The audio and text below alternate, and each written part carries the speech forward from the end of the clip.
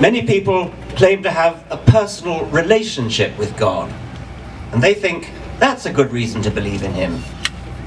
Lunatic asylums are full of people who think they're Napoleon, or believe they're a vampire, or believe the entire world is in a great conspiracy against them. We don't take them seriously. It's been well said that the only reason we take religious beliefs seriously is that lots of people have them. If only one person believed Jesus walked on water, was born of a virgin, rose from the dead, if only one person believed that, we would probably institutionalize him.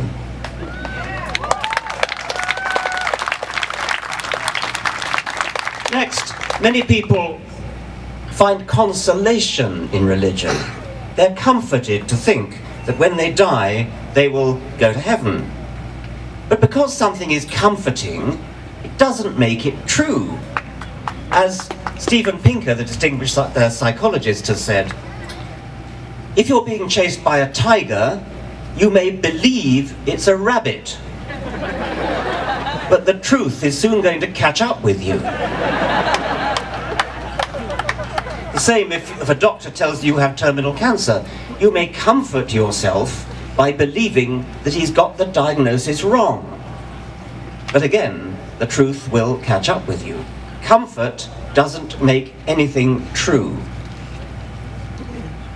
Many people think the argument from design is a good argument. This is the argument I'm most familiar with because it impinges on my own subject of evolutionary biology. And I suspect that if you stop people in the street and ask them why they believe in God, this may well be the dominant reason. They look around them at the world of nature, they look at living creatures, they look at the elegance of a bird's wing, they look at a tree, they look at any living creature you care to mention. They notice that it's complicated, they notice that it's beautiful, it's elegant, and it carries an overwhelming illusion of design.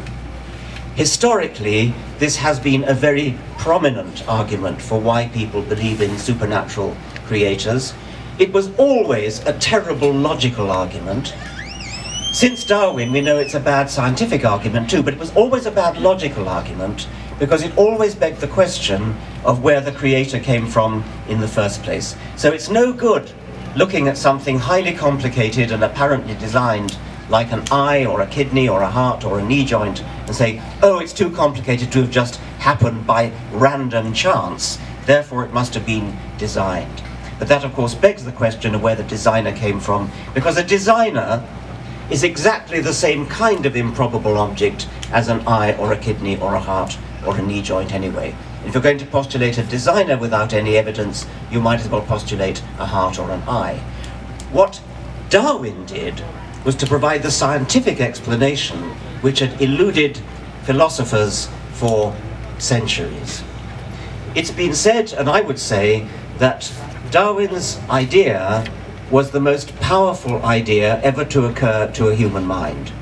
And I mean that in the following sense. I would measure the power of an idea as the ratio of what it explains divided by how much it needs to assume or postulate in order to do the explaining.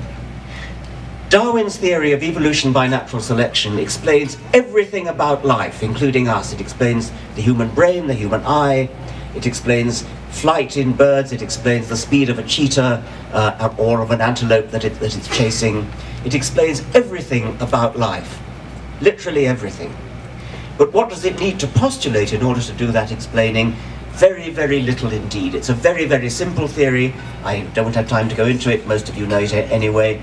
But the point is that it doesn't start with improbable complexity. It starts with primeval simplicity and works up gradually, by gradual degrees, to the sort of complexity that impresses us. The last of the arguments I want to discuss, which might be considered good arguments, is the argument from morality.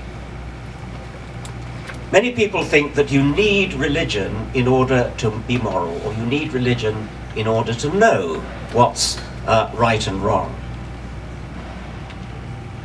Even if we did need religion in order to know what's moral, to know what's right and wrong, that again would not make it true.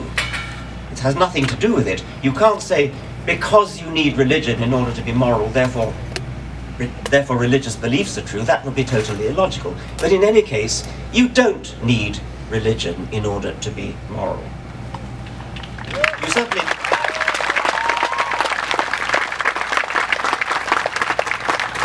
If you did get your morality from religion, where would it come from?